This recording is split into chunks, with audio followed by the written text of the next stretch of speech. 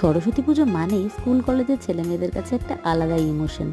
কিন্তু বিশ্বাস করো, আমি যখন ছোট ছিলাম, মানে যখন স্কুল কলেজে পড়তাম, তখন আমার কাছে না এরকম বিশেষ ইমোশন কাজ করতো না। কেন জানো তো? সেই গল্পটাই বলি তোমাদের। তবে আমি যে স্কুলটায় পড়তাম সেটা ছিল একটা মুসলিম বেস স্কুল। সেখানে সরস্বতী পুজো তো দূরের কথা, কোনো রকম পুজোই হতো না। না কোনো মুসলিমদের ওকেশন সেলিব্রেট করা হতো, না বাঙালিদের কোনো রকম পুজো সেলিব্রেট করা হতো। তারপর ভাবলাম কলেজ যখন উঠবো তখন বেশ ছুটিয়ে সরস্বতী পুজোটাকে উপলব্ধি করব। কিন্তু সেগুড়ে বাড়ি কলেজটাও ছিল এমন, যা কিনা ব্রাহ্ম সমাজের আন্ডারে, তাই সেখানে কোনো রকমের মূর্তি পুজো অ্যালাউড ছিল না। অগত্যা কলেজ লাইফেও আর সরস্বতী পুজোটাকে এনজয় করতে পারলাম না। এইভাবেই জীবনটা কাটিয়ে দিলাম। এখন সরস্বতী পুজো নিয়ে এক্সাইটমেন্ট কিন্তু তুঙ্গে থাকে। বয়স বাড়ছে ভাই, তাই জন্য ছোটবেলায় না পাওয়া জিনিসগুলোকে এখন নিজে করার চেষ্টা করি, আর চেষ্টা করি যাতে মেয়ে সেই জিনিসগুলো সব কটা উপলব্ধি করতে পারে।